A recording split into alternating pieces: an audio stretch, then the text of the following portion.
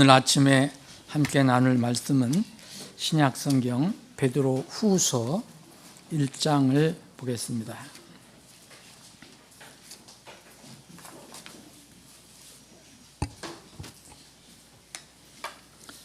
베드로 후서 1장 전체를 생각해 보겠는데 다 읽지는 않겠습니다. 10절부터 보겠습니다. 베드로후서 1장 10절부터 제가 읽겠습니다.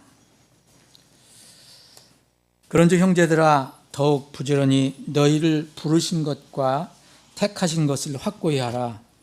이는 만일 너희가 이것들을 행하면 결코 넘어지지 않게 할 것이기 때문이라. 이는 그렇게 해서 우리 주시며 구주이신 예수 그리스도의 영존하는 왕국에 들어감을 주께서 너희에게 풍성히 베풀 것이기 때문이라. 그런즉 비록 너희가 이것들을 알고 현재 진리에 확고히 서 있을지라도 내가 항상 너희에게 그것들을 기억나게 하는 일에 소홀하지 아니하리라. 참으로 내가 이 장막에 있는 동안에 너희로 기억나게 하여 너희를 일깨우는 것이 합당하다고 생각하노니 이는 우리 주 예수 그리스도께서 내게 보여주신 대로 내가 머지않아 나의 이 장막을 반드시 벗어야 한다는 것을 알기 때문이라. 더욱이 내가 떠난 후에 너희가 이것들을 항상 기억할 수 있도록 내가 힘쓰리라. 이는 우리가 너희에게 우리 주 예수 그리스도의 권능과 오심을 알려주었을 때에 우리는 간교하게 꾸며진 우화들을 따르지 아니하였고 오히려 우리는 그분의 위엄을 목격한 자들이기 때문이라. 이는 뛰어난 영광으로부터 이 같은 음성이 그분께 임하여 이르시기를 이는 내 사랑하는 아들이라 그를 내가 매우 기뻐하노라 하셨을 때에 그분께서 하나님 아버지로부터 존귀와 영광을 받으셨기 때문이라. 하늘로부터 나온 이 음성을 우리가 들은 것은 우리가 그분과 함께 거룩한 산에 있었던 때라. 또한 우리에게는 더 확실한 예언의 말씀이 있으니 날이 새어 그 샛별이 너희 마음속에 떠오르기까지 어두운 곳에 빛나는 빛을 주의하듯이 너희가 이 말씀에 주의하는 것은 잘하는 것입니다. 먼저 이것을 알지니 성경 기록의 예언은 결코 어떤 사적인 해석에서 나지 아니하였느니라. 이는 예언이 옛적에 사람의 뜻에 의해 나오지 아니하였고 오직 하나님의 거룩한 사람들이 성령님에 의해 감동을 받은 대로 말하였기 때문이라. 아멘.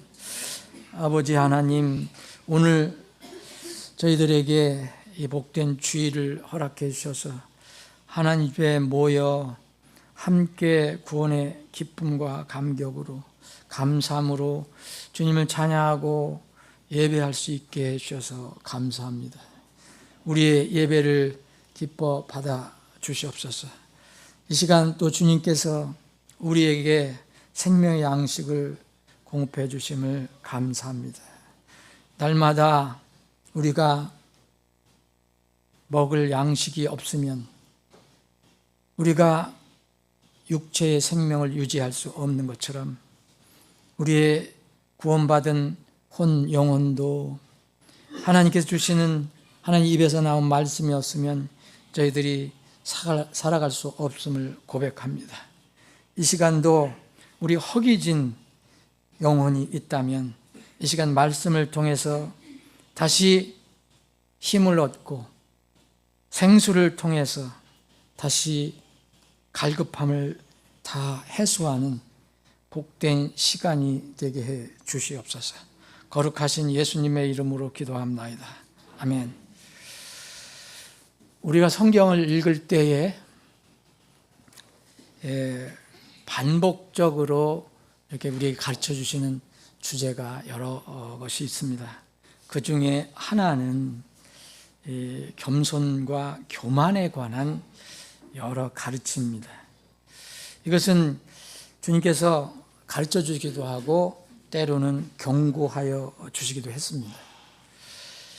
다른 피조물, 우리 사람이 아닌 다른 피조물, 동물이나 짐승이나 물고기나 하늘을 나는 새나 땅을 기어다니는 곤충 같은 이런 피조물에게는 전혀 해당되지 않는 주제입니다. 하나님의 형상인 사람들에게만 해당되는 것이 겸손과 교만의 주제입니다. 이 겸손과 교만은 하나님을 믿는 것과도 직결되어 있습니다. 하나님을 믿는다는 것이 무엇을 의미하는 것인가? 하나님을 믿는다고 하지만 내 기준으로 믿는 것은 교만한 방법으로 믿는 것이고, 내 것은, 내 생각은 다 버리고 세상의 가르침은 다 버리고 오직 주님의 기준으로 믿는 방법이 겸손한 방법입니다. 어떻게 하나님을 믿을 수 있습니까? 오늘 아침에 특별히 우리 청년 형제 자매들, 우리 중고등 학생들은 정말 자지 말고 꼭 좀 다시 한번 이 말씀을 잘 들어보시기 바랍니다. 이 세상에서는 두 가지 어떤 철학적인 사고 방식을 가르쳐 줍니다. 근데 이 두 가지 방식을 성경을 믿는데, 하나님을 믿는 데서도 적용을 할 수가 있는데, 하나는 이제 좀 어려운 용어지만 귀납법이라는 게 있습니다.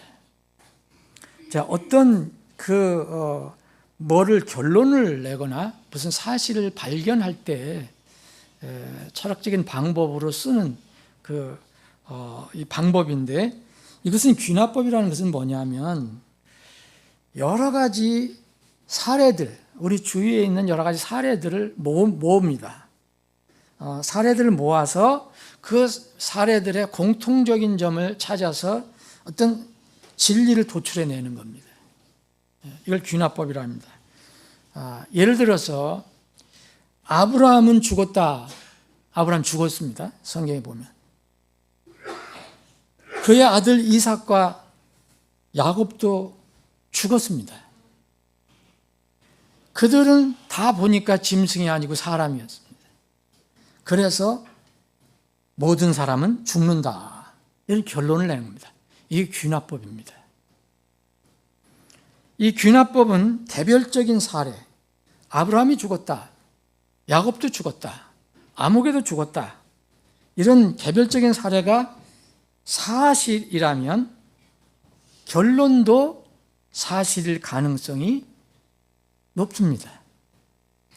그런데 이 100% 결론이 진리가 가능성이 있지만 100% 진리가 아닐 수도 있습니다. 어떤 사례를 모아서 결론을 낼 때는. 예를 들어보면 전에도 한번 말씀드린 것 같은데, 곤이라는 게 있어요. 곤이. 이 곤이는 되게 흰색이잖아요. 오리 같은 곤이는 무슨 색인가라는 답을 찾아봅시다, 우리가. 그 진리를 찾아야 되는 거예요. 곤이의 색은 무엇이냐? 그래서 이 진리를 찾기 위해서 우리가 이 방법, 귀납적인 방법으로 접근을 하면은 한국에 있는 곤이를 보니까 다 힙니다. 옆 나라에 있는 중국의 곤이도 가서 보니까 다 힙니다. 또 일본에 가서 봐도 곤이는 힙니다. 저기 유럽에 가서도 곤이를 찾아보니까 여전히 힙니다. 그래서 결론은 곤이의 색은 모두 희다. 이게 이 귀납법인데, 그러나 이 결론은 항상 정답이 아닐 수 있습니다.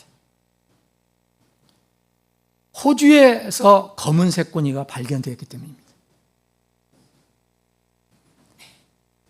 그래서 곤이는 희다라는 결론은 정확한 것이 아니었습니다. 진리가 아니었습니다. 한 사례를 묶어서 결론을 내는 건 필요할 때가 있지만 이렇게 반드시 100% 진리가 될 수도 될 수는 없다. 보장이 될 수 없다. 우리가 성경을 바라볼 때 귀납적인 방법으로 성경을 바라볼 때가 있습니다. 그 도움이 될 수 있습니다. 우리가 특히 성경 공부를 할 때 여기에서 이 사례 뽑고 저기서 저 사례 보고 구약에서 보고 신약에서 보고 그래서 결론을 내립니다. 그래서 진리를 찾습니다. 그러나 그 방법은 완전히 100% 정확하지 않습니다. 귀납적인 믿음은 때로는 안전하지 않을 수 있습니다.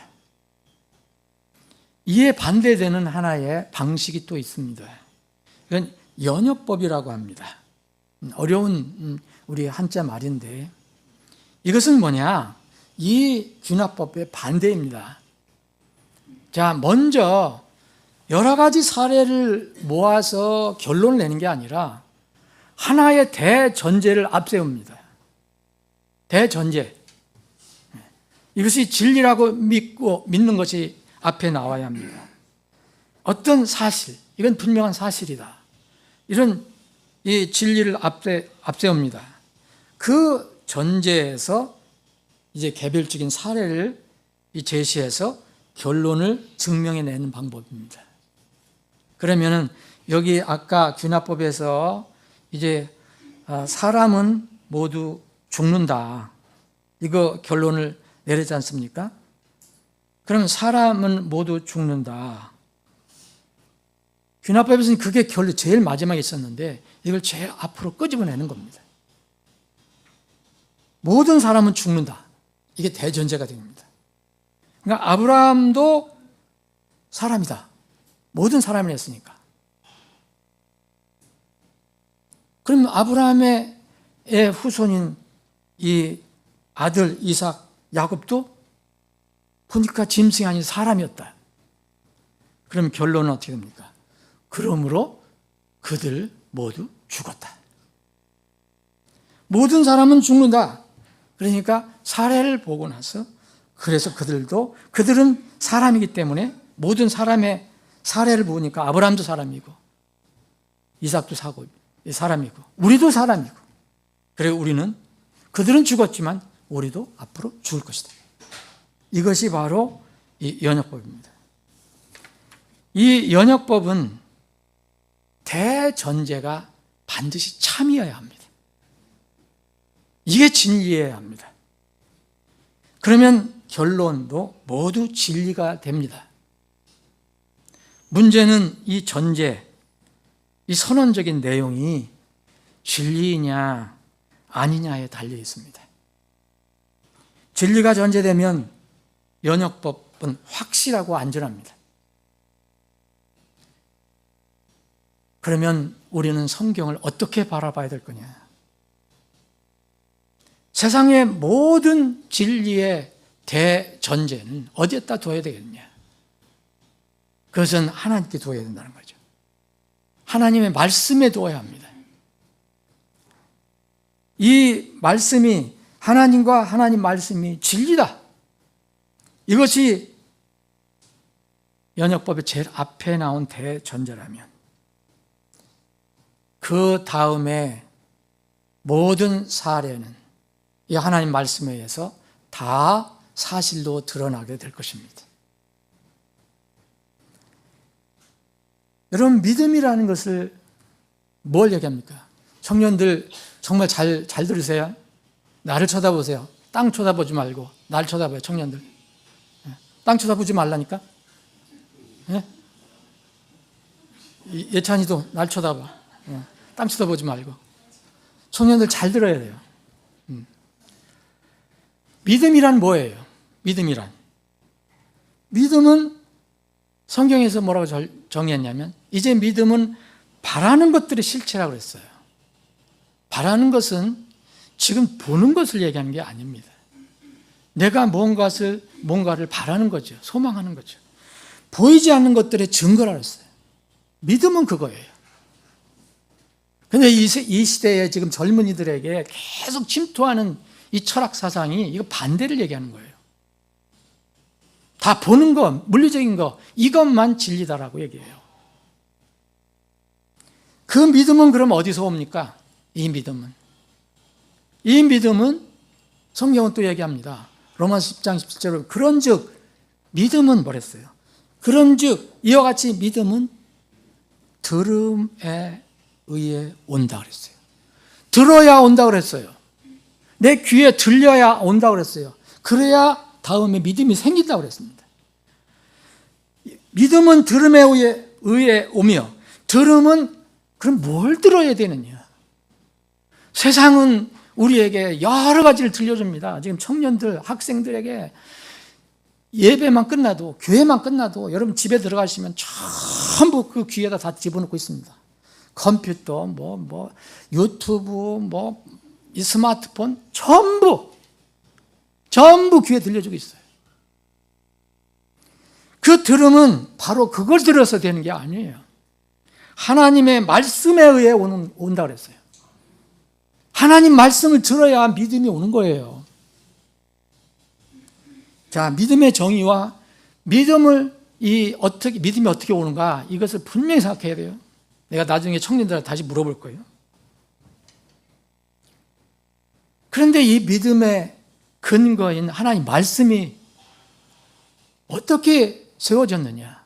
이건 성경은 이렇게 얘기했어요. 하나님의 말씀은, 시편 기자는 오 주여 주의 말씀은 하늘에 영원히 정착되어 있나이다 그랬어요. 시편 119편 89편 하나님의 말씀은 영원히 하늘에 정착되어 있나이다. 그럼 하나님 말씀이 바뀌는 거예요? 바뀌지 않는 거예요?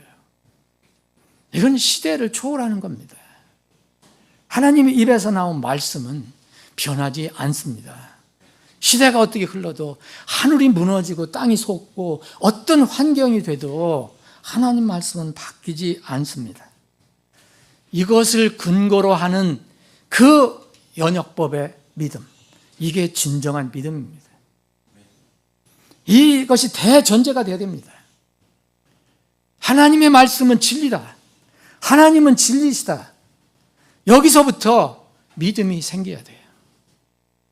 여러 가지 사례 돌아서 찾아보는 거, 때로는 다른 세상적인 방법, 다른 것을 증명할 때는 그 귀납법도 필요하지만, 그리고 때로는 우리가 성경을 공부할 때도 여러 가지 사례를 공부해서 이렇게 결론을 도출할 수도 있지만, 이 믿음만큼은 분명히 대전제가 있어야 돼요.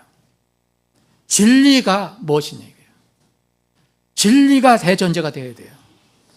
이 하나님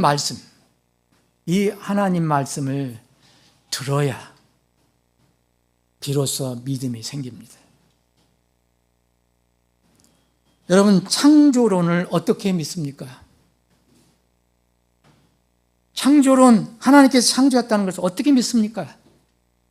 귀납법으로 하려면 하나님의 창조를 분석합니다. 과학적인 방법으로 다 동원해서 다 이야기합니다. 논리로 증명해 보려고 합니다.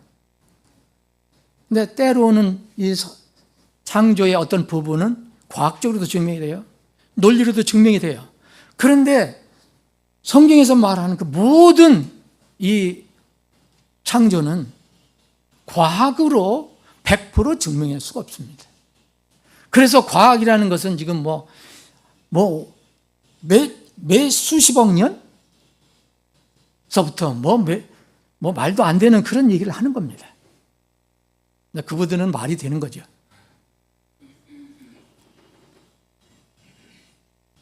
피조물 인간의 두뇌와 논리로는 다 하나님의 창조를 다 분석해낼 수가 없어요. 그러면 이건 불가능한 거예요. 어떻게 피조물이, 지음을 받은 이 존재가 우리를 지은 그분을 분석을 할 수가 있겠어요? 전지전능하신 창조주 하나님, 그분은 진리시고 그분의 말씀은 진리라는 것이 대전제가 되어야 돼요. 창세기 1장 1절에 태초에 하나님께서 하늘과 땅을 창조하셨느니라, 이게 대전제가 되어야 돼요. 이 대전제가 되면 그 다음에 이해가 됩니다. 근데 이것을 대전제로 깔지 않고 뭐가 어떻게 돼서 진화가 되고 사례 수집하고 화석을 수집하고 해봐야 엉뚱한 소리만 하는 거예요. 어떻게 요새는 창조를 또 6일 동안 만들어야 되는 거, 6일 창조를 안 믿잖아요. 6일 창조론도요, 하나님께서 6일 동안 첫째 날, 둘째 날, 셋째 날, 넷째 날, 다섯째 날, 여섯째 날, 그리고 쉬셨다.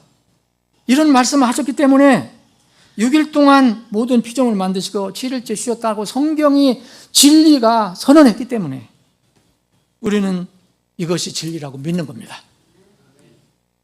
무슨 과학적으로 6일 만에 어떻게 그걸 창조했느냐, 아무리 얘기해도 과학으로 얘기하면, 논리를 해보면 정말 허구죠, 그들에게는. 여러분, 천국과 지옥이 있는 거 믿습니까? 청년들 묻습니까? 청년들에 묻습니다. 여러분들 저 지옥과 천국이 있는 거 믿어요? 어떻게 믿어요? 과학적으로 그 위치와 내용을 과학적으로 여러분들 증명낼 수 있으면 믿겠습니까? 여러분, 그것을 증명해낼 수 있는 사람이 누가 있어요? 증명하려면 죽었다가 다시 살아나와야 돼요. 여러분, 한번 죽어보세요, 그러면. 있는지 없는지. 그러니까 그거 안 믿었던 사람, 예수님께서 예시로 주셨잖아요. 누가복음 16장에 보면 절대 내 눈으로 보는 거는 이거 아니면 안 믿겠다. 지옥이 무슨 지옥이 있어 했던 그 부자는 죽자 눈을 뜨니까 어디 있었어요?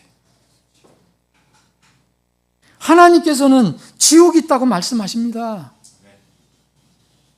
거짓말하시지 않는 하나님께서 진리라고 선포하셨기 때문에, 말씀으로 선포하셨기 때문에 우리는 지옥과 천국이 있음을 믿습니다. 우리가 죽어보지 않았어도 분명히 믿습니다. 예수님께서 그걸 강조하신 겁니다. 마가복음 9장에 보면 너희들 정말 어떻게든지 거긴 들어가면 안 된다. 눈이 죄를 지면, 실족하면 눈을 뽑아서라도 들어가라. 애꾸 눈으로라도 들어가라. 다리가 범죄하고 실족하면 다리를 잘라서라도, 한 다리로라도 거기 지옥에 들어가면 안 된다. 천국에 들어가야 된다. 지옥이 있으니까, 천국이 있으니까 주님께서 그렇게 말씀하신 겁니다. 여러분은 어떻게 영적 세계가 있다는 걸 믿으십니까? 지금 여기에 주님이 함께 계신다는 거 어떻게 믿으십니까? 저런 또 헛소리를 하는 사람도 있을지도 몰라요. 근데 하나님께서 두세 사람이 내 힘으로 함께 모인 것에 나도 거기에 그들이 한가운데 있느니라라고 말씀하셨기 때문에, 선언하셨기 때문에, 그게 진리이기 때문에 우리는 지금 눈에 보이지 않지만 이곳에 주님이 계심을 믿습니다. 여러분, 영적인 세계 믿습니까? 영적인 존재가 있는 거 어떻게 믿습니까? 여러분, 마귀 보신 분 있어요? 사탄이 뿔을 이렇게 세워갖고서 피를 흘리면서 이게 으렁거리는 거 한번 본 사람이 있어요? 그거 보았다는 사람은 좀 이상한 사람이에요. 여러분, 과학이나 논리적으로 천사, 마귀, 영적 세계 존재 증명할 수 없습니다. 그것을 증명하거나 보거나 갔다 와서 우리가 믿는 것이 아니에요. 그런데 왜 우리가 영적 세계에 있는 것을 왜 우리는 믿는다고 하면서 왜 그거를 실제로 삶 속에서 적용하지 않습니까? 하나님께서 말씀하셨기 때문에. 바울은 직접 정말 행운이었는지 모르지만 하나님께서 바울에게만 특별한 이런 기회를 주셨잖아요. 셋째 하늘 낙원에 끌어올려져 가서 그 상상할 수 없는, 어떻게 필설로 다 할 수 없는, 묘사할 수 없는 그런 광경을 보고 내려왔다고 기록하고 있잖아요. 이게 다 우리에게 주신 경험은 아니잖아요. 에베소서 2장에 보면 공중에 권세 잡은 자가 있다고 그랬어요. 악한 영이 있다고 그랬어요. 이 영 보입니까? 우리는 이 영과 싸우는 것이다. 이 사악함과 싸우는 것이다. 에베소 6장 12절에도 이 처소들의 높은 처소들에는 영적 사악함이 있다 얘기합니다. 베드로전서 5장 8절에는 우리가 보이지 않는 큰 적이 있는데 그것이 하나 뭐랬어요? 너희 대적 마귀라고 하지 않았습니까? 마귀 여러분들 눈에 보입니까? 그런데 성경은 으르렁거리면서 산길자를 찾아 이리저리 다닌다고 말하고 있습니다. 그런데 우리는 그것을 까맣게 잊어버리고 삽니다. 여러분은 어떻게 구원을 받았습니까? 여러분 구원받은 거 확실히 믿습니까? 청년들 머리 들으세요. 청년들 머리 들어요. 여러분들 구원받은 거 확실히 믿어요? 어떻게 구원받은 것을 믿습니까? 우리가 성경시대 이전 하늘에서부터 시작된 하나님의 놀랍고 신비로운 구속사역의 계획과 과정 여러분들 다 알았어요? 모두 이해했어요? 그래서 믿었습니까? 예수님의 피가 어떻게 우리 죄를 다 씻겨주셨다고 하는데 예수님 피가 화학적으로 우리의 무서운 죄를 어떻게 다 제거하셨는지 여러분 세상이 이게 증명할 수 있습니까? 그래서 우리는 예수님의 대속을 믿는 게 아니에요. 우리는 그런 과정을 다 모르더라도 하나님께서 진리 하나님께서 그리고 그분의 말씀이 이렇게 선포하셨기 때문이에요. 하나님께서 예수 그리스도의 피를 통해 우리를 값없이 구원해 주셨다고 말씀해 주셨기 때문에 그래서 구원을 확신하는 거예요. 에베소 2장, 로마서 5장, 에베소 1장 곳곳에 골로새서 1장, 베드로전서, 심지어 계시록 1장 5절 다 예수님의 피로 우리를 대속해서 하나님의 자녀 제사장으로 삽니다. 왕으로 삼았다. 여러분, 우리는 이 세상이 영원히 존재하지 않을 것으로 믿습니다. 여러분, 어떻게 이 마지막 때에 하나님께서 이 세상이 하나님을 일단 뺍시다 그러면 세상이 불로 멸망받을 것이라는 것을 어떻게 믿습니까, 여러분? 우리가 하나님께서 불로 이 세상을 태워 멸망시키는 모든 과정을 과학적으로 증명할 수 있어서 논리적으로 그 이유를 내세울 수 있어서 하나님의 종말 시나리오를 여러분 믿는 것입니까?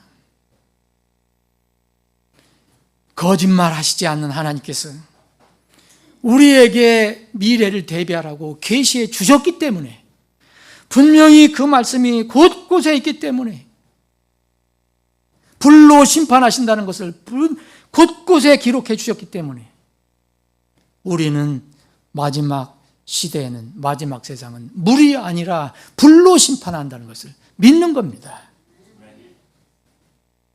여러분 어떻게 부활과 휴거가 있을 것이라고 믿습니까? 휴거가 곧 있을 것을 어떻게 믿습니까, 여러분?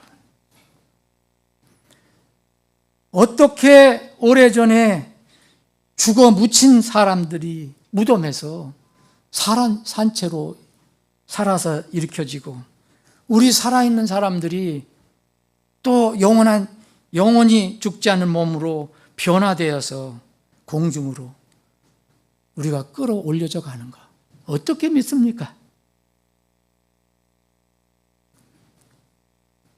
우리는 증명을 해서 논리로 타당해서 믿는 것이 아닙니다. 우리는 거짓말 하시지 않은 하나님께서 모든 것을 초월하시는 전지전능하신 창조자 하나님께서 이 세상의 모든 자연 법칙을 초월하실 수 있는 하나님께서 그렇게 말씀해 주셨기 때문에 믿는 것입니다. 요새 이 휴거에 대해서 공중들림에 대해서 조롱하는 사람들이 있잖아요. 어떻게 이렇게 올라가냐? 지금 세상에 만유인력 법칙도 있고 무슨 법칙이 있는데 그 인류 법칙이 무슨 소용이 있습니까? 그것을 만드신 분도 하나님인데.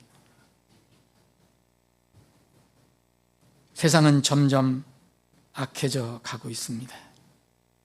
그래서 그 사람들에게는 영원히 신비해요. 그래서 고린도전서 15장에 보면 내가 너희들에게 한 가지 신비를 알려주느니 그랬어요. 신비, 덮여있는 사람들에게는 영원한 신비여 비밀이요. 그런데 우리는 성경을 통해서 이미 다 알게 되었습니다. 사랑하는 여러분, 여러분은 어떻게 주님이 다시 오심을 믿습니까? 다시 오시는 걸 정말 믿으십니까? 우리는 예수님께서 어떻게 구름 가운데 오신다는 것을 믿을 수 있습니까? 과거로 증명돼서 믿습니까? 우리 과거에 우리 교회에도 그런 이론이 들어온 적이 있었습니다. 무섭습니다. 그런 것들. 항상 들어올 가능성이 있는 겁니다. 어떻게 이 21세기 현대에 구름을 타고 예수님이 오시고 우리가 우리의 구름들로 타고 올라가냐. 이건 말이 되지 않는 거다. 지금도 주장하는 교회들이 있습니다. 이성만 가지고. 그래서 어떤 사람들은 주님의 재림을 조롱합니다.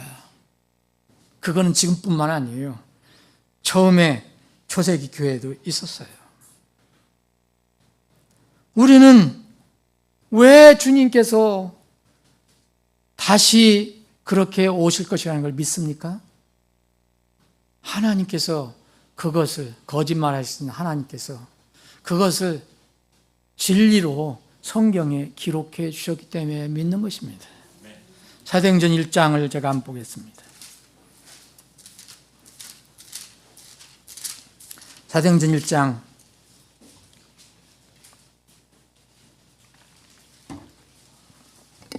주님께서 이제 너희들이 증인이 되라 이렇게 말씀하시고 9절 보면 1장 9절 그분께서 이것들을 말씀하신 후에 그들이 보는 동안 위로 들려 올라가시니 구름이 그분을 받아들여 그들의 시야에서 보이지 아니하시더라. 그리고 그분께서 올라가실 때에 그들이 하늘을 향해 똑바로 주시하고 있는데 보라! 흰옷 입은 두 남자가 그들 곁에 서서 그들이 또한 이르되 너희 갈릴리 사람들아 너희가 어찌하여 하늘을 바라보며 서 있느냐 너희를 떠나 하늘로 돌려 올라가신 이 동일한 예수님께서는 너희가 그분께서 하늘로 들어가심을 본 것과 같은 방식으로 그렇게 오시리라 하더라. 여러분 우리의 믿음의 근거가 어디 있는가를 잘 생각해 봐야 돼요. 청년들 잘 생각해야 돼요. 여러분들의 믿음의 근거가 내 부모니까 내 따라간다. 이 믿음은 언젠가는 무너집니다. 내 믿음은 어디에 기초를 둬야 합니까? 내 믿음의 근거는 무엇입니까? 여러분 구름을 타고 오시는 게 왜 어렵습니까? 예수님은 창조주 하나님이신데 얼마든지 인간의 과학을 뛰어넘어서 초자연적으로 하실 수 있는 분인데 그게 뭐가 어렵습니까? 이것을 맹신이라고 하는 사람이 있어요. 맹신은 근거가 없이 자신의 감정에 끌려서 눈 감은 채로 믿는 거예요. 이단 사입에 빠진 사람들은 맹신이에요. 그들의 근거는 하나님 말씀보다도 그들의 교주가 가르치는 것, 그들의 그 모임에서 가르치는 것이 믿음의 근거예요. 말씀과 어긋나도 이것을 택합니다. 지금 대부분의 이단들이 다 그거잖아요. 말씀을 가지고 있어도, 성경을 가지고 있어도 이게 맹신입니다. 성경 말씀, 변하지 않는 하나님 말씀을 근거로 하는 것은 절대 맹신이 아닙니다. 왜냐? 하나님 말씀은 주님께서 반복적으로 말씀하셨어요. 하늘과 땅은 없어질지라도 내 말은 없어지지 아니하리라. 마태복음 7장에 보면 이 집을 짓는 두 종류의 사람이 나와요. 집을 짓는 거는 똑같아요. 지금은 사실 잘 모릅니다. 지금 이 시대는. 주님이 오셔야 알아요. 정말 말씀이 오셔야 그때 가서 압니다. 어떤 사람은 아름답게 집을 져요. 그런데 그 집 기초가 보니까 다 모래예요. 모래. 근데 홍수가 나기 전까지는 모르죠. 똑같으니까. 오히려 더 화려할 수도 있어요. 그런데 홍수가 나니까 어떻게 됐어요? 다 무너졌어요. 그런데 반석 위에 집을 지은 사람이 있었어요. 홍수가 났습니다. 끄떡없었어요. 그래서 주님께서는 이 사람을 보고 지혜로운 사람이라는 거예요. 지혜는 세상의 지식을 말하는 게 아닙니다. 하나님 말씀을 따라가는 사람이 정말 지혜로운 사람이에요. 신앙의 모든 분야는 하나님의 진리의 말씀 위에 세워져야 해요.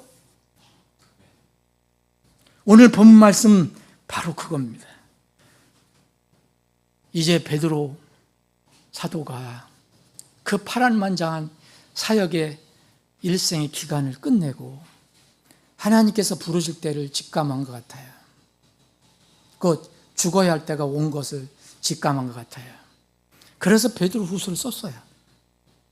베드로 전서는 그때 쓴 게 아니에요. 그래서 베드로후서 1장을 보면은 1절에 이렇게 되어 있습니다. 예수 그리스도의 종이요 사도인 시몬 베드로가 하나님 곧 우리 구주이신 예수 그리스도의 의를 통하여 우리와 함께 동일하게 보배로운 믿음을 얻은 자들에게 했어요. 베드로는 자기만 생각한 게 아닙니다. 내가 이제 주님의 뜻에 따라서 가는데 이 남은 교회, 이 성도들이 마음에 걸린 겁니다. 그래서 우리와 함께 동일하게 보배로운 믿음을 얻은 자들에게 했어요. 구원받은 자들에게 얘기를 한 겁니다. 그래서 이렇게 해라, 이렇게 해라. 그래서 여기 4절, 5절, 7절 보면은 이제 이런 덕을 계속 쌓아가라. 믿음으로 시작해갖고 믿음을 기초로 해갖고 마지막에 형제 친절과 사랑으로 끝을 맺어라. 마무리해라. 그러면서 이제 이런 것들이 결여된 자는 눈이 먼 자들이기 때문에 멀리 내다볼 수도 없고 자기가 보배로운 그런 자가 됐다는 것도 잊어버린 자다. 여기 9절에 보면 그랬잖아요. 자기의 옛제들로부터 정결하게 된 것을 잊은 자니라. 구원을 잃어버린 건 아니겠죠. 그러면서 10절 우리가 오늘 본문 말씀에 보면 그래서 형제들아 하나님께서 너희를 부르셨잖냐. 너희들이 구원을 받았잖냐. 더욱 부지런히 너희를 부르신 것과 택하신 것을 좀 확실히 해라. 이는 만일 너희가 이것들을 행하면 결코 넘어지지 않게 할 것이기 때문에 그 앞에 있는 덕을 이렇게 쌓는다면 이건 구원받은 사람이 해야 될 일이기 때문에 그러면서 11절에 보면 이렇게 하는 것은 이렇게 해서 처음으로 그리스도의 왕국에 들어간다는 뜻이 아니고요. 11절 보면 예수 그리스도의 영전한 왕국에 들어감을 주께서 너희에게 넉넉히 풍성히 베풀 것이기 때문에 그랬어요. 여러분 그리스도의 왕국에 들어가서 반드시 우리가 주님 앞에 서야 됩니다. 들어가는 것도 내가 들어갈 것이냐 안 들어가느냐 내가 들어갈 수 있느냐 않느냐 이게 아닙니다. 넉넉하게 이렇게 주님의 뜻을 따라서 살면 구원받거나 살면 이제 그날을 소망하면서 풍성한 마음으로 들어가고 또 풍성한 가서 보상을 받습니다. 그러면서 사도 베드로는 이렇게 얘기합니다. 그런즉 비록 너희가 이것들을 알고 현재의 진리에 확고히 서 있을지라도 그랬어요. 지금 너희들이 혹시 서 있을지라도 이 베드로는 내가 항상 너희에게 그것들을 기억나게 하는 일에 이렇게까지 소홀하지 아니하였다. 너희들에게 튼튼하게 섰어도 내가 그 일을 계속 잊지 말고 기억하라고 계속 얘기해줬다. 우리가 서로 해야 될 일입니다. 사역자가 해야 될 일입니다. 그런데 내가 이렇게 해왔다. 살아있을 동안에 이렇게 해왔다. 그런데 내가 이제 숨을 거둘 날이 가까이 온 것 같다. 참으로 내가 이 장막에 있는 동안에 너희로 기억나게 하여 너희를 일깨우는 것이 합당하다고 생각하노니, 내가 이제 주님께 가니까 굿바이다 이렇게 이야기한 게 아니라 내가 이 땅을 떠나면서도 어떻게 저 성도들을, 저 하나님의 보배로운 자녀들을 어떻게 내가 격려를 해줄까, 어떻게 가르치고 갈까, 그 생각을 한 겁니다. 그러면서 이는 우리 주 예수 그리스도께서 내게 보여준 대로 내가 머지않아 나의 이 정막을 반드시 벗어야 한다는 것을 알기 때문이다 하면서 15절, 더욱이 내가 떠난 후에, 이제는 떠나는 거예요. 떠난 후에 베드로가 더 이상 가르쳐주지 않아요. 말해주지 않아요. 그걸 떠난 후에 너희가 이것들을 항상 기억할 수 있도록 내가 힘쓰리라. 내가 죽기 전에 지금 죽을 순간까지 힘쓰겠다. 그런데 내가 죽은 뒤에는 너희들이 계속 이것을 잊지 않도록 붙들도록 힘쓰겠다 말씀한 겁니다. 그럼 그게 뭡니까? 그게 바로 하나님의 말씀이라는 거예요. 베드로가 끝까지 너희들 살아있을 때, 내가 살아있을 때, 너희들이 살아있을 때 내가 계속 이 말씀을 전한 거고, 또 혹시 내가 죽더라도 그 다음에 너희들이 계속 기억하게 하는 것, 잊지 말고 기억하게 하는 것은 바로 다른 것이 아니다. 뭐예요? 바로 물리적으로 경험하거나 보는 것, 그걸 붙드는 게 아니라 확실한 것, 진리, 이것을 붙들라고 말하는 겁니다. 자, 그 16절에 보면 우리가 너희에게 우리 주 예수 그리스도의 권능과 오심을 알려주었을 때에, 자, 예수님이 오신다, 이거 오실 것이다. 그리고 예수님이 초림도 하셨거든요. 재림하실 것이다. 우리는 간교하게 꾸며진 우화들을 따르지 아니하고 세상의 온갖 논리 그런 거 상관없어요. 청년들 고개 들어요. 오히려 우리는 그분의 위엄을 목격한 자들이기 때문이다. 이 베드로는요, 예수님과 함께 하나님의 음성을 들었고 예수님이 직접 하나님으로 변화된 것을 보았어요. 본 사람이에요. 이 물리적으로 경험을 한 사람이에요. 이것은 뭘 얘기하느냐 하면은, 자, 17절, 이는 뛰어난 영광으로부터 이 같은 음성이 그분께 임하여 이르시기를 이는 내 사랑하는 아들이라 그를 내가 매우 기뻐하노라 하셨을 때에 그분께서 하나님 아버지로부터 존귀와 영광을 받으셨기 때문이라. 하늘로부터 나온 이 음성을 우리가 들은 것은 우리가 그분과 함께 거룩한 산에 있었던 때라. 여러분, 이게 뭡니까? 마태복음 17장에 보면 예수님이 야고보, 요한, 베드로와 야고보, 요한 세 제자를 데리고 어느 산에 올라가셔서 있을 때 하나님께서 예수님을 완전히 변화시켜 주신 장면이 나와요. 이 장면을 봤어요. 놀라운 체험이죠. 이거는 지금 같아서는 100일 동안 집회를 해도 다 얘기 못하는 거예요. 지금 부흥 집회에도. 그런데 분명히 봤어요. 그런데 베드로는 가야 돼요. 내가 죽어도 너희들이 붙들 것이 있다. 그게 뭐예요? 또한 우리에게 더 확실한 예언의 말씀이 있습니다. 그때 분명히 경험한 겁니다.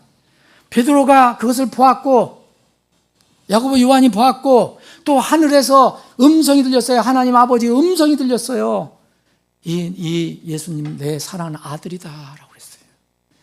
너희가 그들의 말을 들으라. 그런데도 우리에게는 더 확실한 예언의 말씀이 있으니 그랬어요. 날이 새어서 그 샛별이 너희 마음속에 떠오르기까지 어두운 곳에 빛나는 빛을 주의하듯이 너희가 이 말씀에 주의하는 것은 잘하는 것입니다. 이 사람들에게 늘 이 말씀에 떠오르게. 여러분, 다른 거 아무것도 없습니다. 우리는 믿음의 근거가 바로 성경에서 우리에게 알려주신, 성경이 기록한 이 말씀이에요. 먼저 이것을 알지니 성경 기록 예언, 앞으로 이루어질 것 결코 어떤 사적인 해석에서 나지 아니하였느니라. 이건 개인 어떤 감정이나 생각이나 이 뜻에서 나지 않은 것이다. 이는 예언이 옛적에 사람의 뜻에 의해 나오지 아니하였고 오직 이 예언은 이미 옛적에 기록이 됐어요. 지금 기록하면 안 됩니다. 지금 계시받았다고 하면 안 됩니다. 오직 하나님의 거룩한 사람들이 성령님의 감동을 받은 대로 말하였기 때문이다. 여러분, 지금 이 시대가 어떻게 되는지 여러분들 아십니까? 지금은 놀랍게도 복음을 얘기하고 성경을 얘기하는 이런 교회도, 기독교회도 놀랍게도 이 말씀을 버리기 시작합니다. 눈에 보이는 사람의 경험, 눈에 보이는 그 놀라운 큰 광경, 규모, 이런 것만 봅니다. 과학, 사상 더 중시합니다. 이것을 중시하는 것이 현대 자유주의, 인본주의 신학이에요. 이것이 교회에 거의 다 들어와 있어요. 이들은 하나님 말씀을 믿는 믿음을 시대에 뒤떨어진 구시대 유물이라고 얘기해요. 우리 같은 사람들을 극단주의자라고 얘기합니다. 독선주의자라고 얘기해요. 여러분, 이제 10월, 이제 다음 주인가 한국에서 세계적인 무슨 종교대회가 일어납니다. 말 그대로 종교대회예요. 그거는 WEA라는 거. 그럼 우리는 그것도 별 관심도 우리 관련도 없지만 일반 교파에서는 이게 굉장히 중요한 거거든요. 일반 교단에서. 이것이 서울에서 열리는데 이것도 소위 이야기하는 복음주의를 얘기한다는 한국에서 제일 큰 교회들에서 열려요. 여의도 무슨 교회, 강남 무슨 교회. 이게 WEA가 무엇인지. 세계 복음주의 동맹이라는 단체인데 이건 WCC 세계 교회 협의회가 비난을 받으니까 조금 부드럽게 해서 태어난 것이 WEA요. 똑같습니다. 내용은 WCC하고. 여러분, 어떻게 종교가 하나가 될 수 있습니까? 기독교가 어떻게 다른 종교가 하나가 될 수 있습니까? 예수님이 어떻게 부처하고 모하메드하고 똑같습니까? 이게 가능합니까? 근데 여기서는 캐치프레이즈는 복음이에요. 뭐 복음을 전 세계. 그 복음이 어떤 복음이냐? 그들이 말하는 신복음이에요. 신복음이라는 건 뭐냐? 하나님의 심판은 얘기하지 말자. 죄는 얘기하지 말자. 오직 예수님만 길이라고는 얘기하지 말자. 예수님으로 갈 사람은 예수님으로 가고 다른 길로 갈 사람은 다른 길로 가는데 다 같이 만난다. 이게 신복음주의예요. 그런데 지금 우리나라는 모릅니다. 이걸. 예수님이 분명히 예수님만 길이라고 하나님 말씀하셨잖아요. 사도행전 4장 12절에 다른 어떤 사람 안에는 구원이 없나니 누가 얘기한 겁니까 이게? 어느 교회 목사가 얘기한 겁니까? 이는 하늘 아래에서 우리를 구원할 다른 이름을 사람들 가운데 주지 아니하였기 때문이다 그랬어요. 내가 곧 길이요 진리요 생명이니 나로 말미암지 않고서는 아무도 아버지께 오지 못한다. 그 누가 말했습니까? 누가 말했습니까? 예수님이 말씀하셨어요. 근데 그들은 예수님이 얘기를 하면서 예수님을 믿어라 얘기하면서 예수님의 복음을 얘기하면서 다른 종교에도 길이 있다라고 얘기합니다. 무섭습니다. 이거는 사실은 이제 그렇게 되어 가는 과정입니다. 성경을 무너뜨립니다. 이미 성경을 무너뜨리는 일이 많이 한국에 들어왔습니다. 동성결혼 인정하고, 성경이 그 많은 여성 목사 세우고, 동성 인정하고, 심지어는 술까지도 인정하고. 그런데 이제는 예수님을 변질된 예수님으로 세상을 알려주고 있습니다.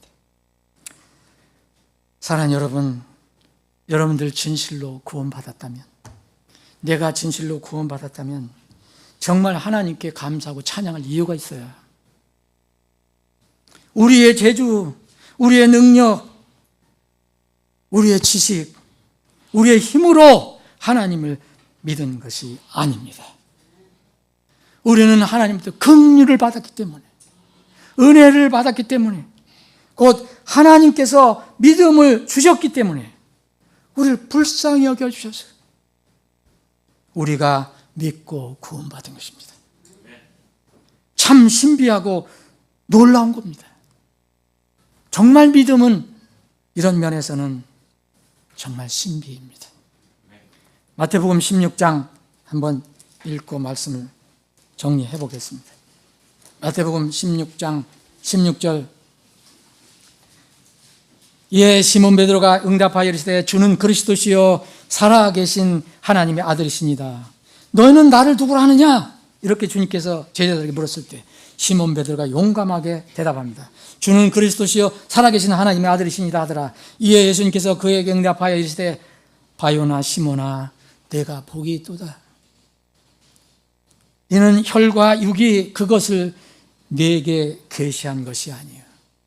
지금 혈과 육이 예수님은 어떻게 계시하세요? 하고 있습니까? 예수님이 유일한 길은 아니다. 그러나 하나의 성인이다. 이게 혈과 육이 계시하는 거예요. 그러나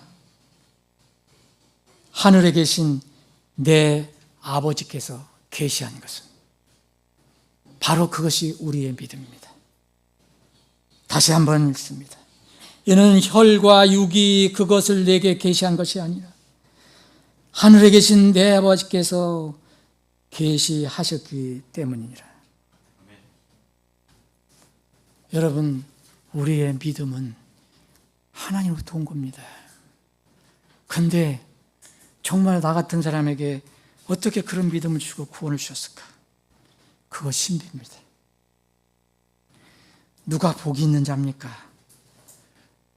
눈으로 보지 않고 하나님 말씀 믿는 자가 복이 있는 겁니다.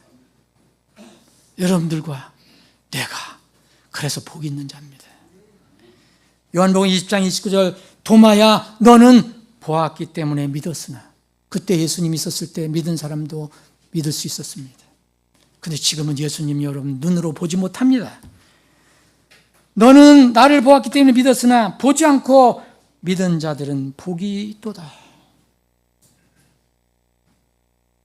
사랑하는 여러분, 주님께서 오실 때가 가깝다는 것을 믿으십니까?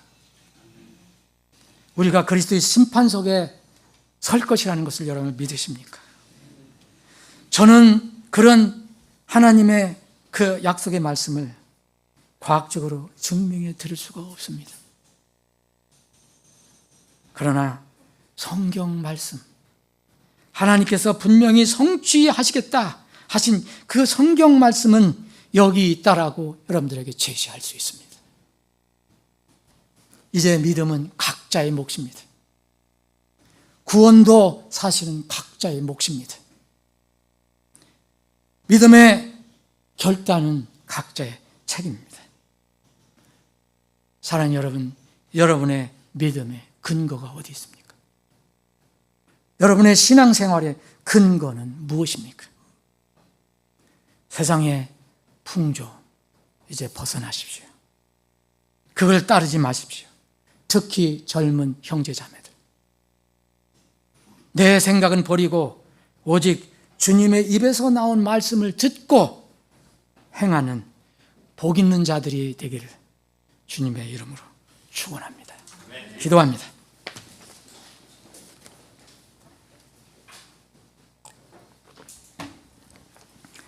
아버지 하나님, 세상은 온통 하나님 말씀을 왜곡해서 심지어는 기독교라는 이름을 가진 그런 곳에서도 말씀을 왜곡하고 변질시키고 훼손시켜서 하나님을 변질시키고 예수님을 변질시키고 말씀을 변질시켜서 사람을 모으는데 열심을 내고 있습니다. 그런 일들이 우리 나라에서도 다음 주에 일어날 것입니다. 겉으로는 세계 복음을 전하는 일을 하지만 내면적으로는 다른 종교와 다 연합하고 행위로 구원받는다는 로마 가톨릭과 연결되어서 사람들을 많은 멸망의 길로 끌어가고 있습니다. 안타까운 상황이지만 이건 우리 힘으로 어쩔 수가 없습니다. 그리고 주님께서 예언하신 그런 과정에 이 세상이 그렇게 흘러감을 저희들이 압니다. 우리가 그들을 걱정하기보다 우리를 다시 한번 돌아보기를 원합니다. 내 믿음의 근거는 어디에 있는 것인가? 결코 변하지 않고 변질되지 않는, 결코 사라지도 않고 완전히 성취될 하나님 입에서 나온 말씀에 근거한 것인가? 한번 돌이키는 시간이 되게 해 주옵소서. 우리의 믿음이 하나님 말씀 위에 있으면 이제 다시 올 주님을 저희들이 기다립니다. 주님, 이 험한 세상, 어지러운 세상 사람의 힘으로는 바로잡을 수 없습니다. 오직 하나님만 하실 수 있습니다. 주님, 속히 오시옵소서. 거룩하신 예수님의 이름으로 기도합니다. 아멘.